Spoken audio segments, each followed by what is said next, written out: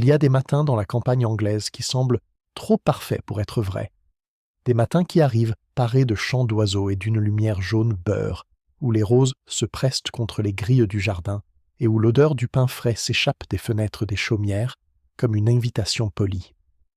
Long Drayford excellait dans l'art de créer de tels matins, et ce, avec une satisfaction non dissimulée, depuis près de 4 siècles. Le village occupait un modeste repli des collines du Wiltshire, ni assez spectaculaire pour attirer les touristes, ni assez ennuyeux pour être complètement ignoré. Il possédait le nombre adéquat de toits de chaume, une église ancienne avec une girouette en forme de coque, un pub appelé le Héron, et la Couronne qui servait la même bière amère depuis 1887, et dont le bureau de poste faisait aussi office de confessionnal. Comme tout village de ce genre, il recelait une extraordinaire densité de drames humains, concentrés sur une superficie incroyablement réduite. En ce samedi particulier du début juin, Long Drayford était sous son plus beau jour. Le mariage de mademoiselle Cicely Prentice avec monsieur Oliver Harwood avait été l'événement le plus commenté du calendrier villageois ces 8 derniers mois. On en parlait par-dessus les murs des jardins, on en discutait à voix basse au fond de l'église Sainte-Agathe, et on l'analysait avec un enthousiasme quasi médical à chaque réunion du cercle d'horticulture des dames de Long Drayford. La famille Prentice, après tout, était vieux de l'argent, le genre d'argent qui avait un peu maigri, mais qui inspirait encore le respect de par son ancienneté. Les Harwood étaient de nouveau l'argent, à Long Drayford, désignait tout ce qui avait été acquis après 1960. Oliver Harwood avait fait fortune à Londres, dans une entreprise que personne ne pouvait expliquer correctement, bien que Madame Daphne Turley de Rose Cottage l'ait décrite comme quelque chose d'informatique et donc suspect. Le repas de noces devait avoir lieu à Prentice Hall, un élégant manoir géorgien situé au bout d'une allée de tilleuls, appartenant au colonel Edmund Prentice, père de la mariée. 47 invités avaient été conviés. 3 chapiteaux couleur crème et vert pâle avaient été dressés sur la pelouse sud. La boulangerie de Madame Harrington avait fourni un gâteau à 4 étages, orné de violettes en sucre. Le vicaire, le révérend Aubrey Dodd, avait repassé son surplis de seconde main. Autrement dit, tout était en ordre. Miss Jane Marple n'avait pas été invitée par les Prentice, mais par son amie de longue date Honoria Plimpton qui avait loué Lavender Cottage en bordure du village pour l'été et qui avait déclaré, avec la joyeuse tyrannie d'une femme de plus de 70 ans, que Jane doit venir pour la saison, car les jardins étaient particulièrement beaux cette année et il y avait un nouveau boucher dans la rue principale qui savait faire de vraies côtelettes de longe. Miss Marple était arrivée le mercredi précédent avec 2 valises pratiques, une pelote de laine bleu pâle pour un cardigan de rechange, et cette attention calme et posée que les imprudents confondaient si souvent avec de la vacuité. C'était une petite femme, menue comme le sont parfois les dames âgées, non pas fragile à proprement parler, mais raffinée, comme une phrase allégée de tout superflu. Ses cheveux blancs étaient soigneusement coiffés. Ses yeux, d'un bleu clair et fané, comme un ciel d'été vu à travers un vieux verre, se mouvait avec une précision que son expression agréable et vague s'efforçait de dissimuler. Ce samedi matin, elle portait un cardigan lavande sur une robe de coton à fleurs, et elle tenait un petit sac perlé qui contenait, entre autres, un mouchoir, une pastille de menthe et un esprit vif. Elle avait été invitée au mariage en tant qu'invitée d'Honoria. Elle avait accepté avec un plaisir modéré. Elle aimait les mariages, non pas pour le romantisme, qu'elle considérait avec un scepticisme éclairé, mais parce que les mariages avaient ce don unique de rassembler toutes les émotions humaines importantes dans une seule pièce et d'y exercer une forte pression. Invariablement, quelque chose finissait par céder. La matinée se déroula comme toutes les matinées de ce genre. Les invités arrivèrent en voiture rutilante et remontèrent l'allée de tilleuls, parés de leurs plus beaux atours, les femmes avançant sur le gravier avec la prudence de celles qui portent des chaussures neuves. Le colonel Prentice, en jaquette, se tenait à l'entrée du hall, serrant des mains avec une expression d'amabilité militaire imperturbable qui laissait deviner que l'entreprise lui coûtait bien plus cher que prévu. Son épouse, Margaret Prentice, une femme mince aux os saillants, avec l'allure de quelqu'un qui se prépare perpétuellement à la déception, se tenait à côté de lui, vêtue d'une robe vert d'eau et d'un chapeau qui reposait sur sa tête avec la précision agressive d'une pièce d'échecs revendiquant sa case. Miss Marple, prenant un verre de liqueur de sureau fraîche sur un plateau qui passait, les observa tous deux avec un intérêt bienveillant. Oliver Harwood, le marié, se tenait dans le hall d'entrée avec son témoin, un jeune homme grand et agité nommé Freddie Alcott, au rire facile et à la langue bien pendue. Oliver, quant à lui, était beau, d'une élégance soignée et raffinée, cheveux noirs grisonnants aux tempes, veste impeccablement coupée. Il avait 38 ans. Il souriait aux invités qui arrivaient, avec l'assurance tranquille d'un homme qui savait parfaitement comment il serait perçu. Et pourtant, remarqua Miss Marple tandis qu'elle acceptait une seconde fleur de sureau et s'installait près de la cheminée ornée d'un bouquet estival de pivoine blanche. Il ne cessait de jeter des coups d'œil vers l'escalier, non pas avec l'impatience fébrile d'un fiancé attendant sa promise, avec autre chose. Quelque chose qu'elle ne parvenait pas encore à nommer, comme on ne parvient pas à identifier un morceau de musique entendu une fois, il y a longtemps.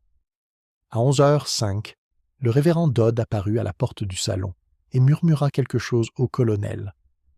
L'expression de ce dernier ne changea pas, à proprement parler, mais quelque chose se trahit. Il se tourna vers sa femme. Elle se tourna vers lui.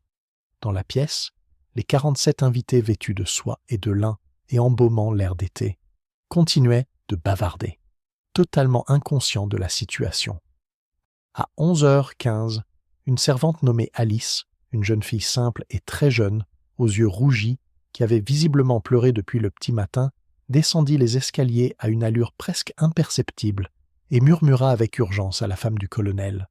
La main de Margaret Prentice se porta à sa gorge. À 11h20, le colonel Prentice traversa le hall d'un pas qui avait perdu toute son aisance militaire et monta l'escalier. Il n'est pas redescendu pendant 9 minutes. Quand il l'a fait, son visage avait cette teinte grise si particulière qu'on a l'impression d'avoir vu quelque chose d'irréversible, quelque chose qui restera gravé dans sa mémoire pour le restant de ses jours. Il s'arrêta au pied de l'escalier. Les invités les plus proches se retournèrent, percevant la gravité de son immobilité. « Je dois demander, » dit-il d'une voix qu'il s'efforçait de maintenir calme, « que quelqu'un appelle la police. » La pièce devint silencieuse, comme le sont les pièces lorsqu'un événement irrévocable y a pénétré.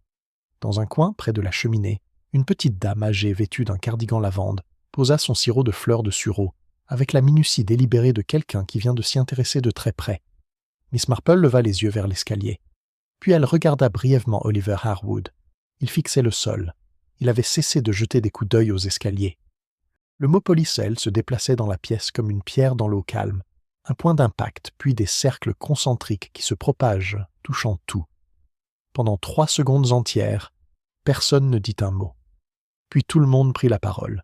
Les 47 invités du petit déjeuner de mariage des Prentice devinrent, en un instant, 47 personnes qui ressentaient le besoin urgent de parler à quelqu'un à leur côté. Le brouhaha montait par vagues. Des questions qui s'accumulaient, des inspirations brusques, des phrases inachevées qui se perdaient avant même d'avoir pu se terminer. La soie bruissait. Les tasses à thé s'entrechoquaient avec une violence inutile.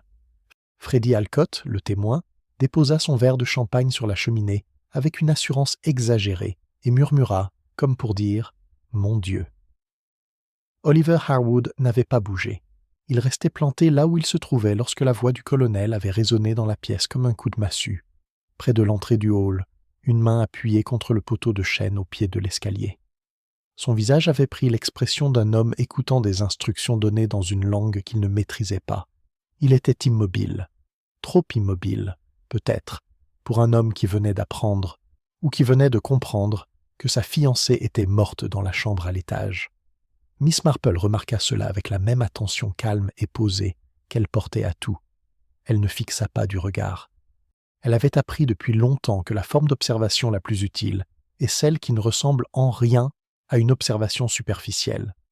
Elle se tenait près de la cheminée, les mains croisées sur son petit sac à perles, arborant l'air d'une femme légèrement préoccupée par le temps qu'il fait. L'inspecteur Garroway de la police du Wiltshire arriva 20 minutes plus tard, accompagné d'un jeune sergent nommé Price, qui prenait des notes avec l'empressement enthousiaste de quelqu'un qui ignore encore combien ses écrits sont souvent sans intérêt. Les invités avaient été conduits, avec une certaine fermeté, au salon où ils s'assirent, restèrent debout ou arpentèrent la pièce avec cette gêne particulière propre à ceux à qui l'on a interdit de partir. Long Drayford, cependant, ne peut être contenu dans des salons. À 12h30, la nouvelle parvint au Heron and Crown, où les habitués du déjeuner du samedi l'accueillirent avec l'attention solennelle que méritait une affaire d'importance locale véritable. À 13h, elle était arrivée à la poste, ce qui signifiait qu'elle avait été de facto diffusée. À 14 heures, chaque foyer dans un rayon de 3 kilomètres avait sa propre théorie. Madame Daphne Turley lança sa théorie à sa voisine par-dessus le mur du jardin, avec l'assurance d'une femme qui avait vu juste à plusieurs reprises lors des catastrophes du village et qui ne l'avait pas oublié. « C'était la mère, dit-elle sans embâge. Margaret Prentice n'a jamais approuvé cette union. C'était évident. Une femme comme ça, toujours souriante et pesante, elle voulait empêcher ce mariage depuis Noël. » Sa voisine, une veuve nommée Madame Fenn, qui étendait son linge, trouva l'accusation plutôt sévère, et Madame Turley rétorqua que les accusations sévères étaient parfois simplement des observations justes que l'on n'osait pas formuler. Au pub Heron and Crown, le facteur, Terry Briggs, proposa une autre version des faits. Il expliqua avoir livré une lettre à sa mademoiselle Prentice 3 jours auparavant. Une lettre épaisse, dans une enveloppe crème, sans adresse de retour, postée localement. Il ne l'avait pas lue, bien sûr, mais il avait remarqué que ses mains tremblaient légèrement lorsqu'elle l'avait prise. Quelqu'un la menaçait, dit-il avec l'assurance de celui qui a tiré une conclusion significative d'un seul détail. Vous verrez, quelqu'un ne voulait pas que ce mariage ait lieu. Le vicaire, le révérend Dodd, assis dans son bureau avec une tasse de thé froid, pensait en secret que toute cette affaire avait un lien avec l'histoire financière quelque peu opaque de la famille Harwood, dont il avait entendu une rumeur lors d'une réunion diocésaine en février, rumeur qu'il n'avait pas jugé bon de répéter. Il ne l'avait pas répétée alors. Il n'était pas tout à fait certain de ne pas la répéter maintenant. Dans le salon de Prentice Hall, les théories se multipliaient comme des vignes, chacune s'étirant avec assurance vers la lumière, chacune enracinée dans quelque chose de légèrement différent de la vérité. Miss Marple écouta tout. Elle écouta la théorie de Madame Turley, rapportée de seconde main par Honoria Plimpton, qui s'était éclipsée dehors pour recueillir des informations et était revenue les joues roses et légèrement essoufflée. Elle écouta la conversation basse et pressante de 2 demoiselles d'honneur, des jeunes filles d'une vingtaine d'années, toutes deux très pâles, assises côte à côte sur une banquette près de la fenêtre et parlant à demi-voix, comme le font ceux qui savent quelque chose mais n'ont pas encore décidé s'ils le révéleront. Elle écouta Freddie Alcott qui en était à son 3e verre d'un vin ambré et qui disait à un homme au visage rougeau nommé Gerald que toute cette histoire était absolument incompréhensible, absolument tôt de la Hill. Elle écoutait, elle parlait très peu, et elle regardait par la haute fenêtre à guillotine la pelouse sud, où les 3 chapiteaux crème et vert pâle se dressaient sous le soleil d'été, avec leurs guirlandes, leurs tables dressées et leurs vases de roses blanches, attendant un mariage qui n'aurait désormais pas lieu. Elle pensait à Alice, la bonne. La jeune fille pleurait bien avant que l'on ne découvre le corps. Cela, songea Miss Marple en caressant d'une main tranquille son sac à perles, était de loin la chose la plus intéressante de toutes. C'était le genre de chose à laquelle la plupart des gens ne se seraient pas interrogés. Une jeune servante qui pleure le matin d'un mariage, après tout, les domestiques étaient des êtres sensibles, disait-on, et les mariages suscitaient toutes sortes d'émotions chez toutes sortes de personnes. Alice pleurait peut-être à cause d'une dispute avec la cuisinière, d'une lettre de chez elle, ou tout simplement parce que la beauté de l'événement faisait trop peser sur un chagrin personnel. Il y avait une douzaine d'explications parfaitement banales, et chacune d'elles aurait suffi à une personne cherchant, comme la plupart des gens, l'explication qui demandait le moins de réflexion. Miss Marple n'était pas ce genre de personne. Elle s'excusa auprès d'Honoria en murmurant qu'elle avait besoin d'un verre d'eau et traversa discrètement le salon pour rejoindre le couloir menant à l'arrière de la maison. L'inspecteur Garraway avait confiné les invités aux 2 pièces de réception principales, mais il n'avait rien dit du passage vers la cuisine, et Miss Marple avait depuis longtemps remarqué que les pièces les plus utiles d'une maison sont invariablement celles vers lesquelles les invités ne sont pas dirigés. La cuisine de Prentice Hall était une grande pièce aux dalles de pierre, où flottait une odeur de pâtisserie froide et d'anxiété. 2 femmes étaient assises à la table centrale. La cuisinière, une femme corpulente nommée Madame Birch, dont l'orgueil professionnel semblait avoir été cruellement blessé par les événements du matin, et Alice, assise en face d'elle, une tasse de thé à la main, qu'elle ne buvait pas, les mains crispées dessus comme pour se réchauffer malgré la chaleur de juin. Alice leva les yeux lorsque Miss Marple apparut sur le seuil. Elle avait peut-être 19 ans, un visage franc et large, et des yeux tellement rougis par les larmes qu'ils étaient devenus à vif, emplis d'épuisement. Miss Marple reconnut immédiatement dans sa détresse une particularité. Ce n'était pas la détresse du choc, la douleur soudaine et violente de quelqu'un qui reçoit une terrible nouvelle. C'était la détresse de quelqu'un qui portait un fardeau immense et qui, enfin, avec un immense soulagement et une immense culpabilité, pouvait s'en libérer. « Je suis vraiment désolé de vous déranger, » dit Miss Marple d'un ton aimable, en prenant à Madame Birch l'air d'une vieille dame désemparée. « Pourrais-je vous demander un petit verre d'eau?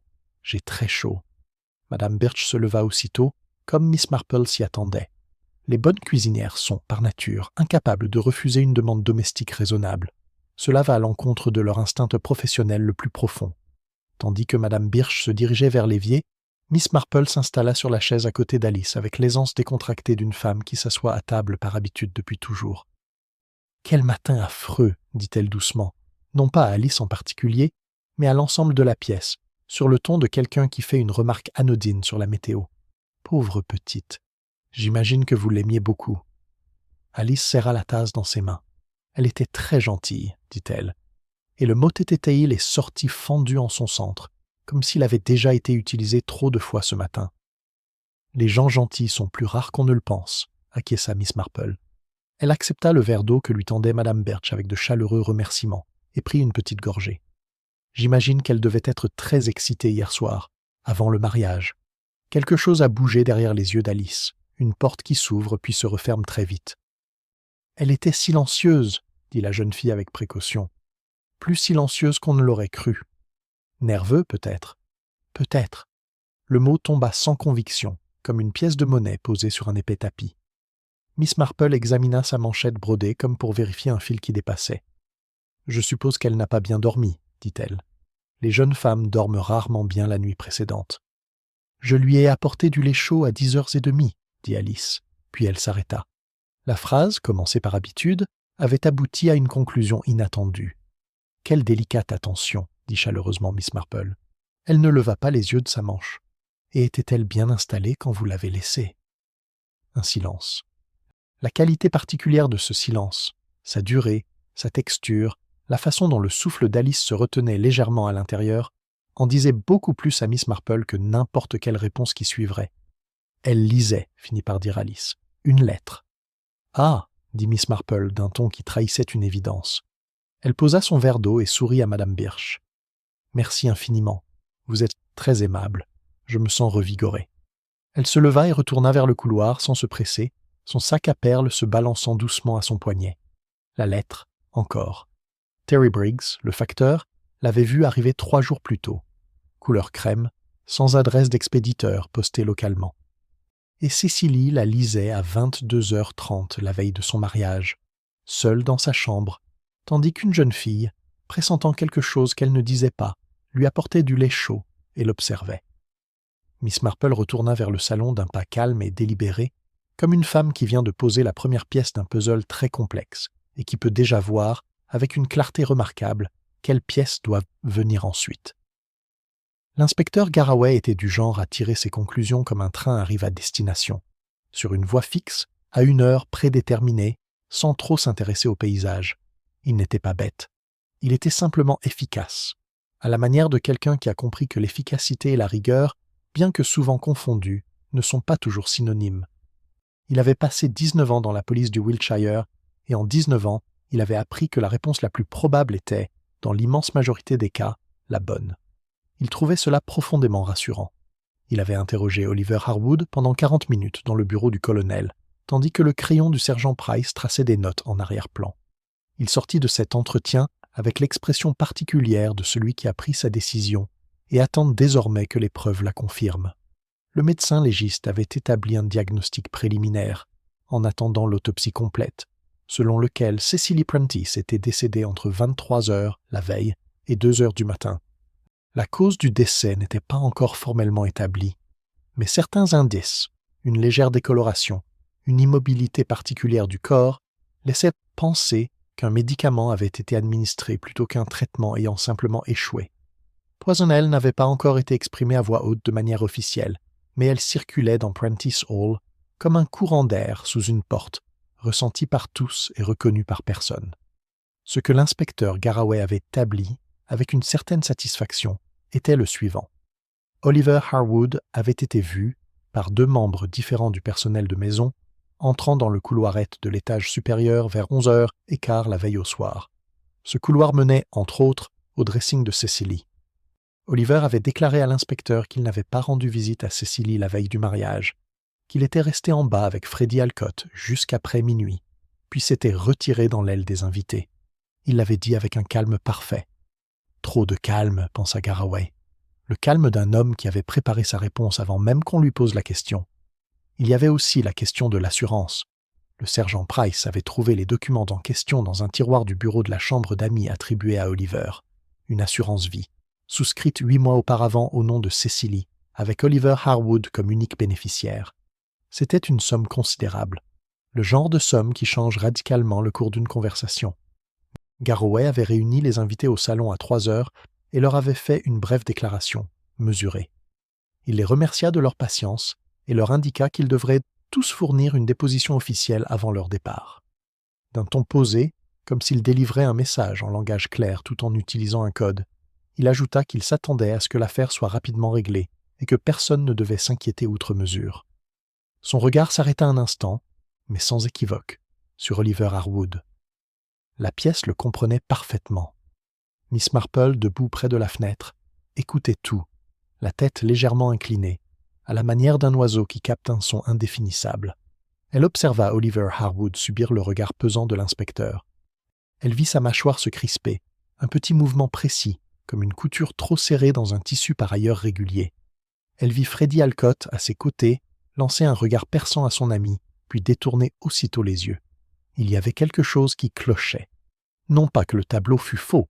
Oliver Harwood était un homme qui cachait des secrets. Elle en était absolument certaine. Mais il était incomplet, comme une somme est fausse, non pas parce que ses chiffres sont incorrects, mais parce qu'il en manque plusieurs. Elle se surprit à observer une femme qu'elle n'avait pas eu l'occasion de remarquer auparavant. Assise à l'écart des autres invités, près de la cheminée froide, dans un petit fauteuil droit, elle affichait la rigidité de celle qui a décidé que l'immobilité était l'option la plus sûre. Elle avait peut-être 35 ans, était belle d'une beauté sévère, les cheveux noirs tirés en arrière et les mains jointes sur les genoux avec une certaine gravité. Dans la confusion générale du matin, on la présenta comme mademoiselle Rowena Dark, une amie du marié, avait-on dit, bien que le mot amiavet était déployé avec cette imprécision calculée qui signifie parfois quelque chose de bien plus complexe. Rowena Dark n'avait pas pleuré, elle n'avait pas spéculé, elle n'avait pas cherché la compagnie des autres invités. Assise dans son fauteuil, elle fixait le vide, et toutes les quelques minutes, son regard se portait, brièvement, furtivement, sur la porte par laquelle Oliver Harwood était entré à son retour de son entretien avec l'inspecteur. Elle attendait quelque chose, pensa Miss Marple, ou bien elle avait peur de quelque chose. D'après sa longue expérience, ces deux états finissaient très souvent par se confondre. C'est Honoria Plimpton qui, tout à fait par inadvertance, a donné à Miss Marple son opportunité.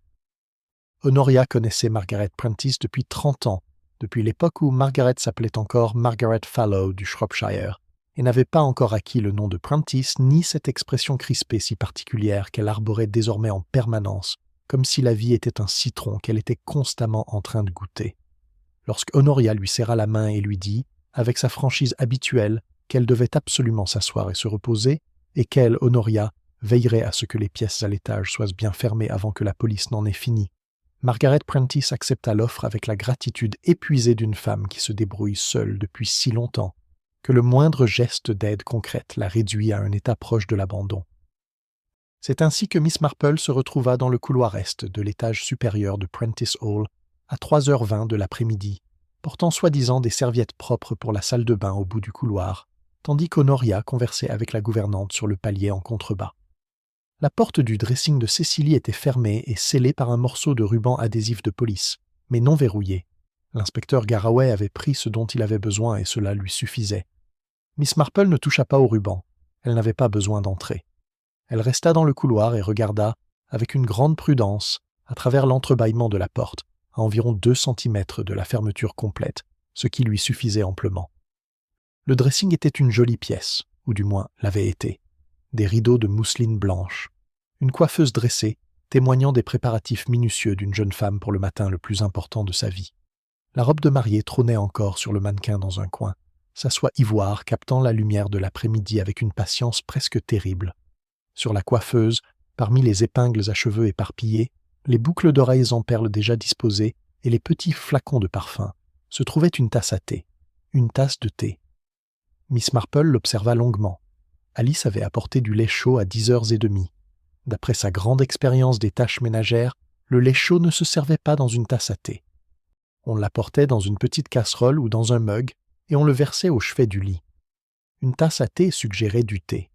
Le thé suggérait que quelqu'un d'autre qu'Alice, était venu dans la chambre de Cécilie ce soir-là et qu'on lui avait proposé une tasse de thé, ou bien que quelque chose avait été apporté dans une tasse par quelqu'un dont Alice ignorait la visite ou qu'elle avait choisi de ne pas mentionner. La tasse présentait un léger dépôt pâle à sa base intérieure. La police ne l'avait pas saisie. Apparemment, cela ne leur avait pas paru significatif. Après tout, il ne s'agissait que d'une simple tasse à thé dans le dressing d'une jeune femme. Miss Marple se redressa et s'éloigna de la porte d'un pas nonchalant, comme une femme qui vient de déposer des serviettes et dont l'esprit est entièrement occupé par des choses agréables et sans importance. Elle pensait au digital. Les jardins de Prentice Hall étaient, comme Honoria l'avait promis, exceptionnellement beaux cette année. Miss Marple les avait admirés depuis la fenêtre du salon ce matin-là, avant que tout ne bascule. Ils s'étendaient le long des façades sud et est de la maison, rose, lavande, une profonde bordure de vivaces dans toute sa splendeur de juin. Et là, à l'extrémité, est de la bordure, un massif de digital haut et magnifique, Digitalis purpurea. Dans la partie du Worcestershire où Miss Marple avait passé un été dans sa jeunesse, on l'appelait « dé à coudre du mort ». Les ouvrages de jardinage la décrivaient l'anime comme ornementale. Les livres de pharmacologie, quant à eux, la décrivaient avec plus de précision. Elle descendit les escaliers. Dans le salon, Rowena Dark n'avait pas bougé de sa chaise droite. Elle restait assise avec la même imperturbable immobilité qu'auparavant, et lorsque Miss Marple passa devant elle en esquissant un petit sourire vague sur la pièce, elle remarqua ce qu'elle n'avait pas pu voir auparavant, faute d'un angle de vue suffisant. À l'intérieur de l'index droit de Rowena Dark, juste sous la première phalange, à l'endroit précis où le doigt repose contre le corps d'un stylo-plume, se trouvait un fin croissant d'encre bleu foncé. De l'encre ancienne, pas de l'encre d'aujourd'hui. La peau autour était légèrement tachée, comme le sont les taches d'encre absorbées au fil du temps, lorsqu'une lettre a été écrite et réécrite, révisée, repensée et réécrite encore, avec l'intensité particulière de quelqu'un qui compose quelque chose de très important. Une enveloppe couleur crème, sans adresse de retour, affranchie localement. Cécilie la lisait seule à 10h30, les mains tremblantes à la réception du colis. Miss Marple s'installa près d'Honoria et prit son tricot dans son sac, avec tous les signes d'une femme entièrement absorbée par le comptage des mailles, les digitales, la tasse de thé, l'encre. 3 petites choses, chacune parfaitement ordinaire, chacune totalement invisible à quiconque n'a pas passé sa vie à apprendre que les secrets les plus dangereux sont toujours cachés à l'intérieur des objets les plus familiers. À 16h, les dépositions officielles furent recueillies et les invités autorisés à partir, avec la consigne formelle de rester joignables. Les chapiteaux dressés sur la pelouse sud se dressaient sous la longue lumière de l'après-midi, leurs tables intactes et leur composition florale fanée, une nature morte au ton crème et vert pâle, comme suspendue entre deux mondes. La plupart des invités s'en allèrent avec l'efficacité contenue et légèrement hébétée de ceux qui souhaitent digérer une catastrophe dans l'intimité de leur foyer. Quelques-uns restèrent, ceux qui avaient des liens plus étroits avec la famille, ceux dont les déclarations avaient suscité de nouvelles questions, et Freddie Alcott, qui avait évolué bien au-delà de son teint ambré pour atteindre cet état de franchise morose et expansive que Miss Marple reconnaissait comme l'un des plus productifs pour un témoin. Elle le trouva sur la terrasse, sur le côté de la maison, assis sur une balustrade de pierre, veste ôtée et cravate dénouée, le regard perdu dans le jardin, l'air absent et intense d'un homme en proie à un douloureux conflit intérieur. Elle s'installa sur le banc d'en face, son tricot à la main, et garda le silence un instant, une technique en soi. On se braque sur ceux à qui l'on parle sans cesse. Ceux à qui l'on s'assoit simplement finissent souvent par engager la conversation.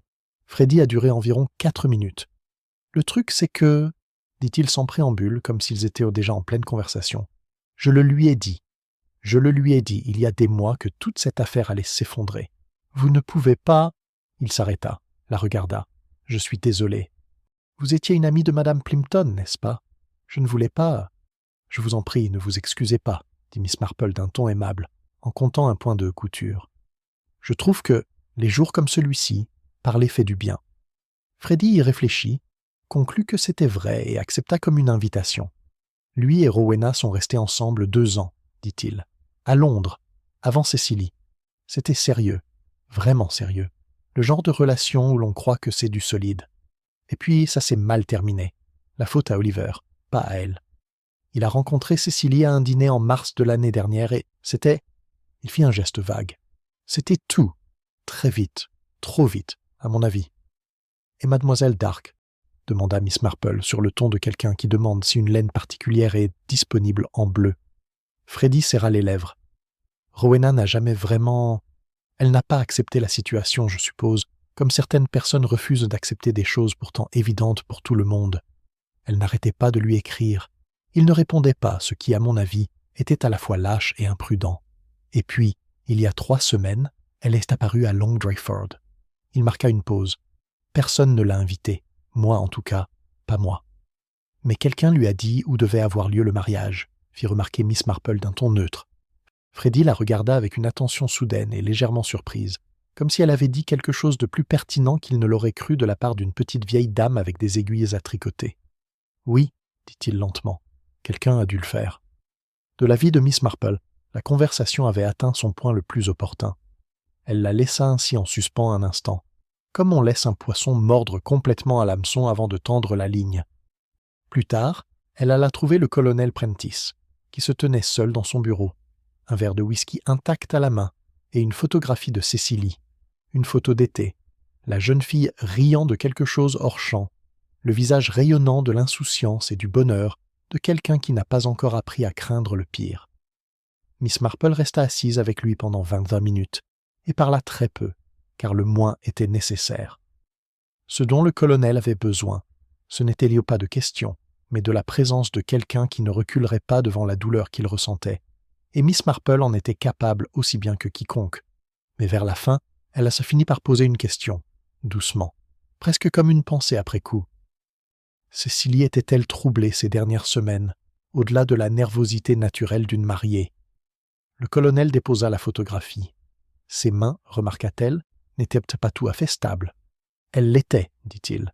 Elle semblait diminuer, comme si elle essayait de se faire toute petite.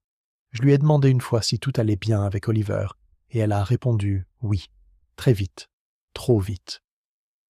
Il regarda Miss Marple avec le regard direct et désemparé d'un homme qui comprend qu'il n'a pas prêté suffisamment attention à quelque chose d'extrêmement important.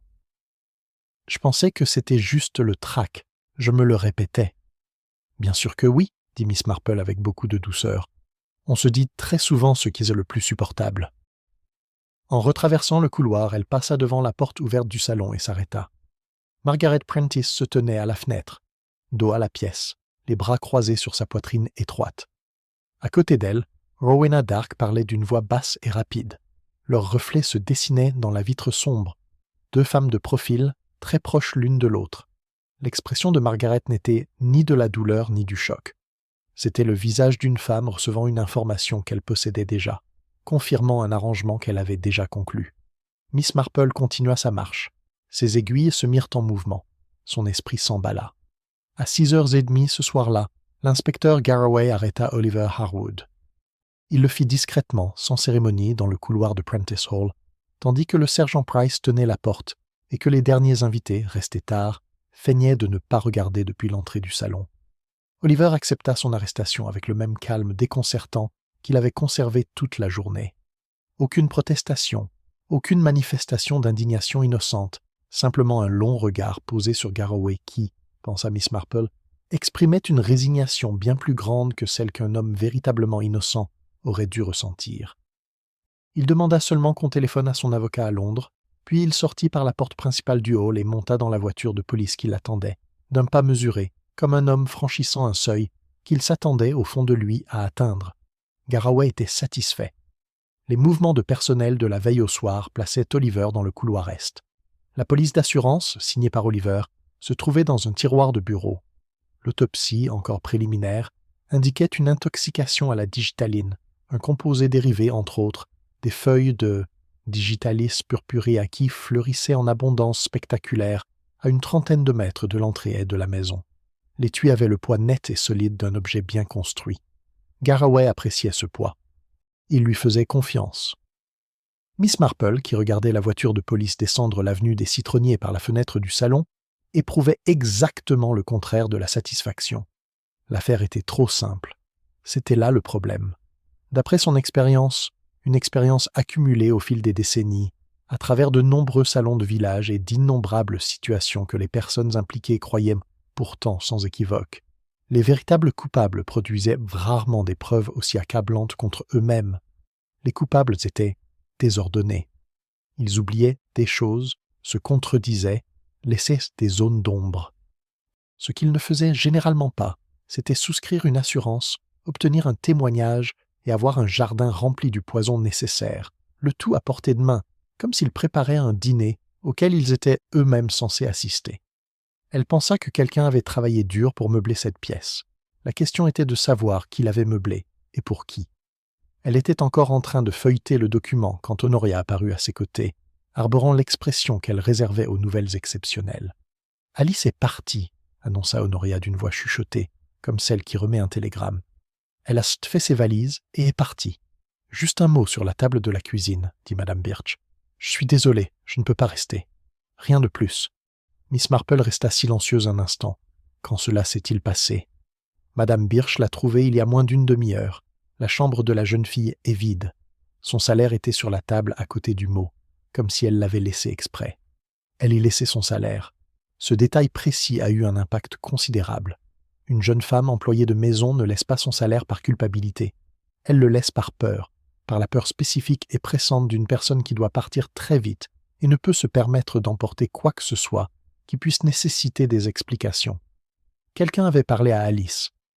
Entre la conversation de Miss Marple avec elle dans la cuisine et ce moment précis, quelqu'un avait clairement fait comprendre à cette jeune femme que sa présence continue à Long Drayford n'était pas dans son intérêt. Oliver Harwood se trouvait dans une voiture de police sur la route de Chippenham, ce qui signifiait que celui ou celle qui avait réduit Alice au silence par la peur était toujours là, toujours en mouvement, toujours en train de démanteler les derniers fils de la soirée avec la même méthode qu'on efface les preuves d'une pièce. Miss Marple s'excusa auprès d'Honoria et retrouva la gouvernante, une femme calme aux cheveux gris nommée Madame Hedges, qui gérait Prentice Hall depuis 11 ans et possédait une mémoire quasi monopolistique.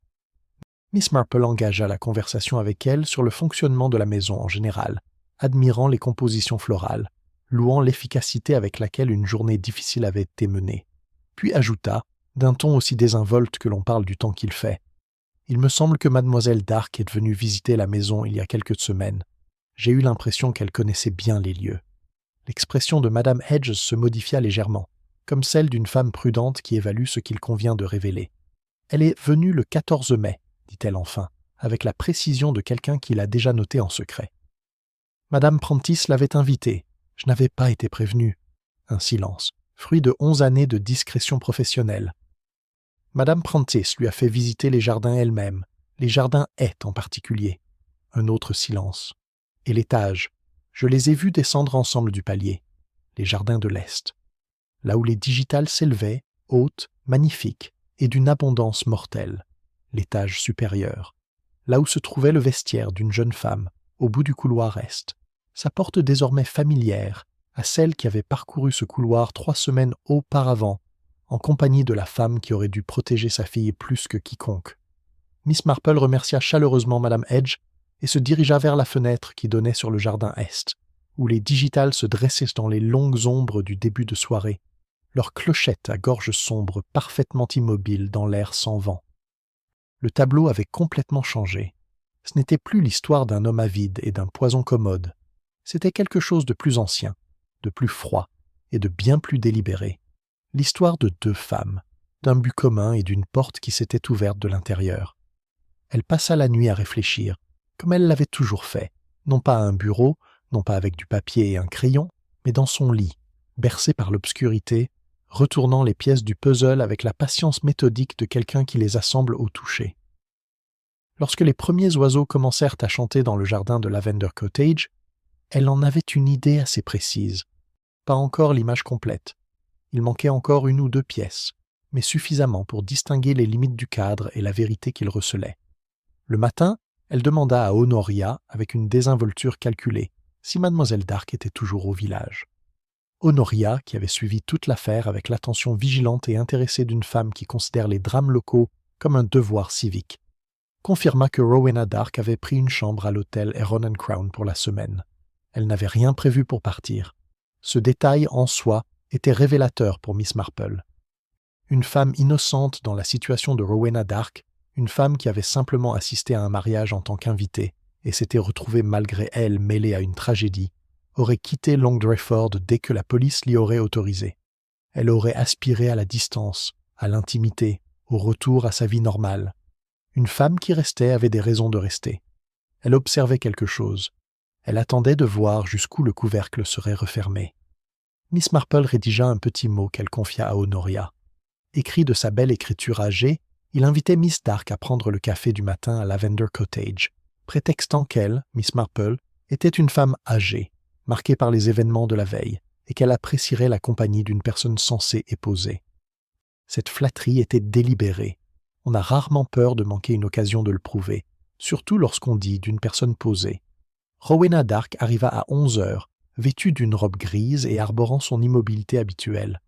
Assise dans le salon d'Honoria, les chevilles jointes et les mains sur les genoux, elle accepta son café avec la courtoisie mesurée de quelqu'un qui se tient à carreau, ce qui, songea Miss Marple, est toujours le comportement de quelqu'un qui a quelque chose à protéger. Elles parlèrent de quelques minutes du village, du choc de la veille, de l'étrange cruauté de la tragédie qui s'insinuait au cœur des festivités. Rowena était attentive et posée, disait toujours ce qu'il fallait, son regard était fixe et sa voix calme. Miss Marple pensa qu'elle était tout à fait douée pour cela.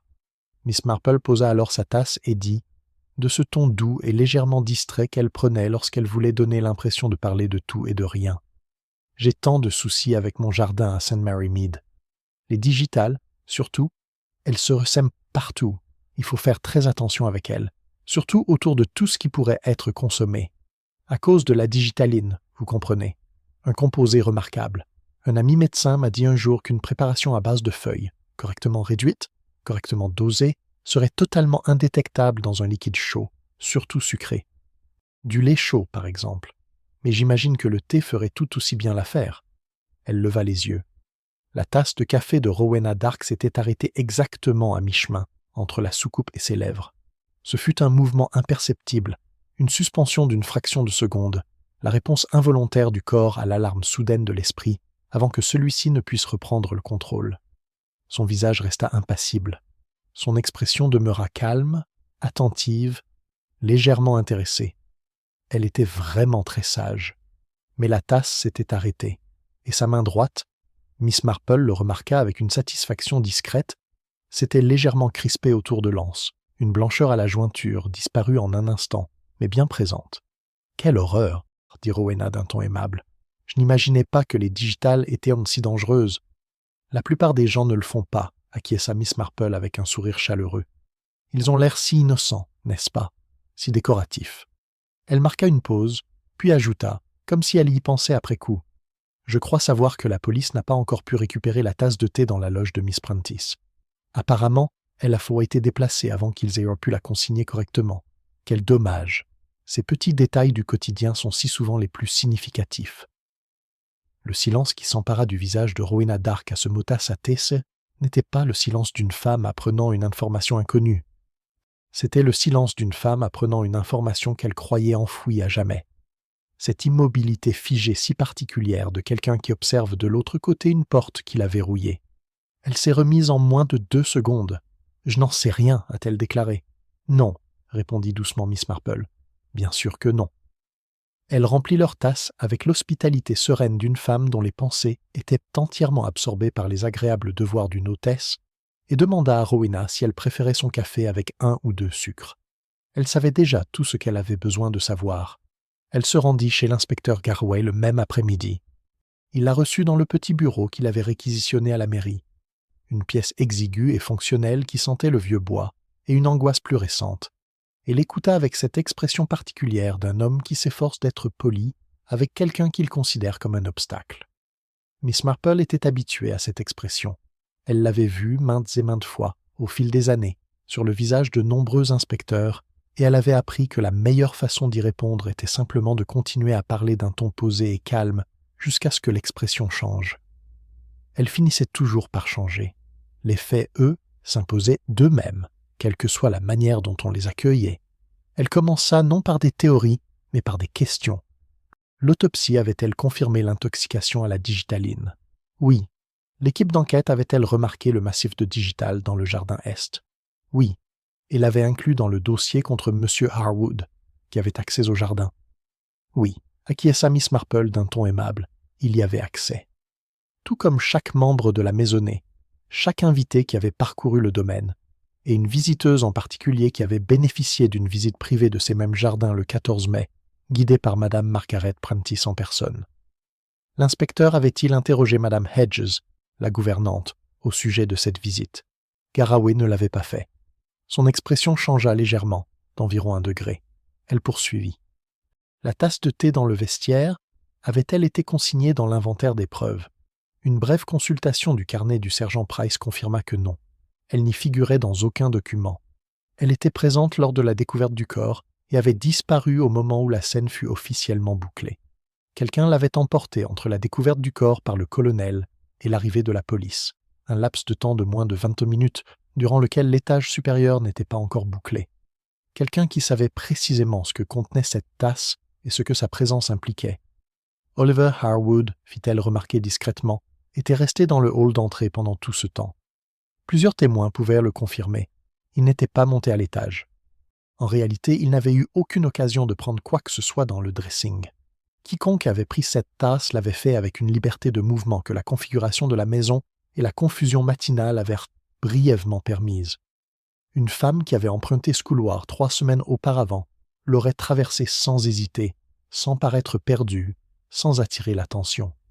Garraway était maintenant parfaitement immobile.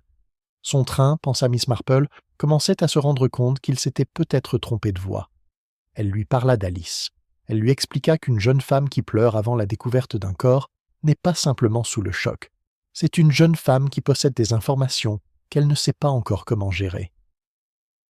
Alice avait apporté du lait chaud à Cécilie à 10h30 et avait aperçu, dans le couloir Est, une silhouette qu'elle reconnaissait. Elle n'avait rien dit car elle avait 19 ans. Elle était effrayée et ne savait pas ce qu'elle avait vu. Le lendemain, on l'avait approchée.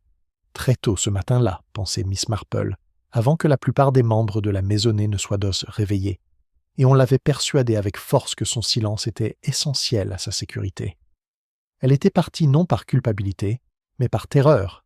Elle a suggéré qu'Alice pourrait se trouver chez sa mère, dans le village de Compton Hinton, à 8 kilomètres à l'est, où elle s'était très probablement réfugiée car c'était l'endroit le plus proche où elle se sentait en sécurité. Elle a également suggéré qu'une approche bienveillante et non menaçante de la part d'une policière, si une telle personne était disponible, serait bien plus efficace qu'une convocation officielle. Garraway la fixa longuement, puis il regarda le sergent Price qui consulta son carnet, puis l'inspecteur, avant d'écrire quelque chose avec cette urgence fébrile qui caractérisait ses meilleurs moments. Et les motivations de Mademoiselle Dark, finit par demander Garraway.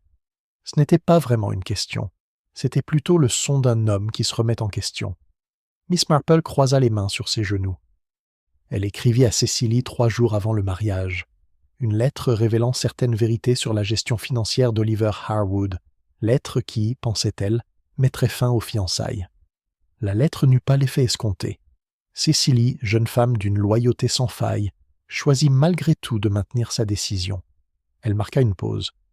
Pour une femme qui avait passé 2 ans à construire sa vie autour d'Oliver Harwood, qui avait été délaissée pour une épouse plus jeune et plus riche, qui était venue dans ce village précisément pour assister à la dernière occasion d'empêcher ce mariage et qu'il avait vu lui échapper. Je pense que le désespoir est un motif facile à comprendre. Il n'est pas pardonnable, mais il est profondément humain. Et Madame Prentice? Madame Prentice, dit Miss Marple avec précaution, a ouvert une porte. Je ne crois pas qu'elle ait su ce qui allait la franchir. C'est une affaire de conscience, et je soupçonne que la peine encourue sera bien plus lourde que celle qu'un tribunal pourrait prononcer. Elle se leva, ramassant son sac avec le calme imperturbable d'une femme qui a dit exactement ce qu'elle était venue dire. « Je chercherai Alice à Compton Hinton, inspecteur, et je chercherai dans la chambre de Miss Dark, au Heron and Crown, une tasse qui aurait été lavée à la perfection. Alice fut retrouvée à Compton Hinton à 4h30. Elle pleura pendant 20 minutes en présence d'une policière, puis elle prit la parole. Elle avait aperçu Rowena Dark dans le couloirette à 11h la veille au soir, portant une tasse de thé vers le dressing de Cecily. Elle avait cru à une simple gentillesse, à la prévenance d'une invitée. Elle n'en avait compris la signification que le lendemain matin, et alors, trop effrayée pour le dire, elle l'avait trouvée dans l'arrière-cuisine à 6h du matin et lui avait parlé d'une voix calme et posée qui l'avait terrifiée bien plus que des cris. La tasse aurait été retrouvée dans la corbeille à papier de Mademoiselle Dark au pub de Heron and Crown, enveloppée dans un foulard en soie. Lavée, certes, mais pas suffisamment. Le laboratoire de police scientifique de Chippenham a décelé des traces de préparation digitalique dans les résidus au fond, en concentration suffisante pour établir un lien de causalité irréfutable. Rowena Dark fut arrêtée à 6h20. Elle ne fit aucune déclaration. Elle marcha jusqu'à la voiture de police, la tête haute, le visage impassible et les mains parfaitement immobiles.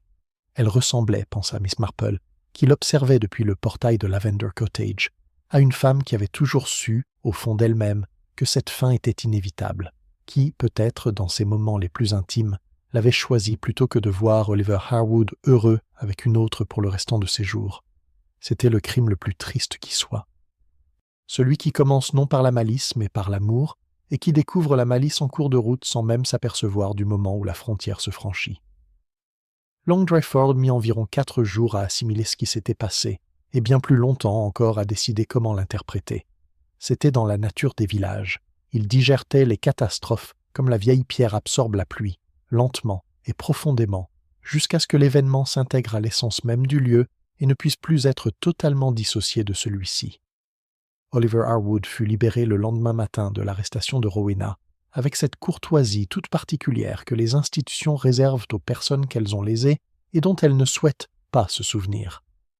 Il quitta Long Dreyford le matin même dans une voiture de location, sans adresser la parole à personne, hormis Freddie Alcott, qui lui serra longuement la main sur le parking du commissariat, avant de rester planté là à regarder la voiture jusqu'à ce qu'elle disparaisse complètement. Nul ne sut ce qui se passa entre eux durant ces quelques minutes. Freddie partit lui-même 2 jours plus tard, et si Long Dreyford s'attendait à ce qu'il laisse un récit de ses sentiments, la ville fut déçue. Il était simplement là, puis il n'était plus là, ce qui constitue parfois la seule conclusion qu'une situation puisse apporter. Margaret Prentice ne fut pas arrêtée. Les preuves étaient insuffisantes pour établir sa complicité, et la loi, songea Miss Marple, était un instrument d'une précision redoutable qui parfois contournait les aspects les plus sensibles d'une affaire.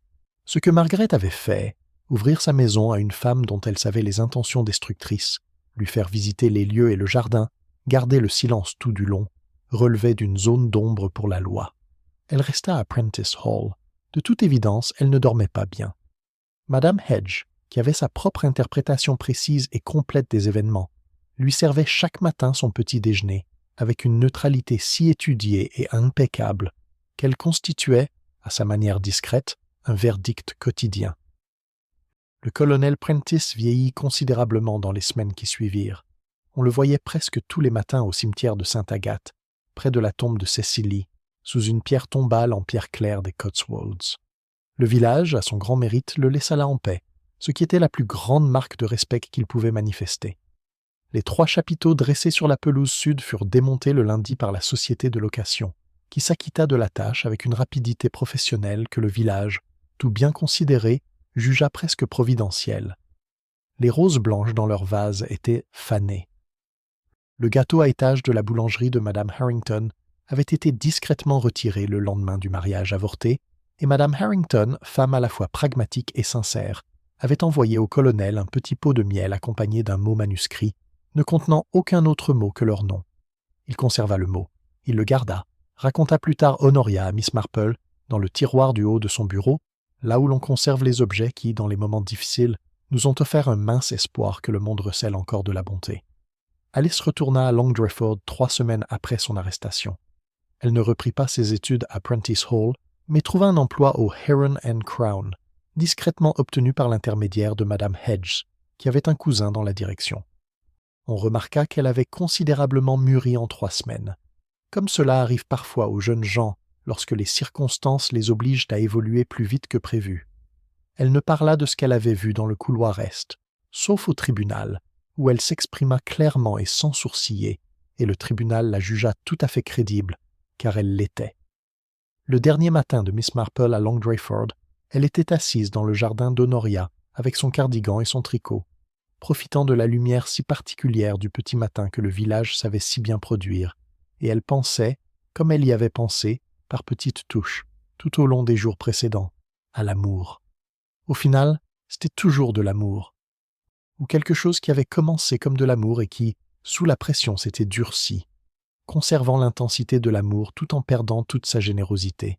Elle l'avait déjà vu, la façon dont la dévotion, refusée, détournée et finalement acculée, pouvait devenir indiscernable de son contraire. On parlait d'amour et de haine comme s'il s'agissait des points les plus éloignés l'un de l'autre sur une longue ligne droite. D'après l'expérience de Miss Marple, ils ressemblaient bien plus aux deux extrémités d'un cercle, qui, à leurs points extrêmes, se rapprochent ni tellement qu'on peut, sous certains angles, les confondre.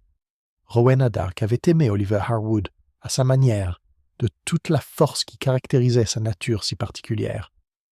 C'était précisément cet amour, sa profondeur, son exclusivité, son refus absolu d'accepter son absence, qui l'avait rendu capable de commettre l'acte qu'elle avait commis. Ce crime n'avait pas été commis malgré ses sentiments, mais bien à cause d'eux,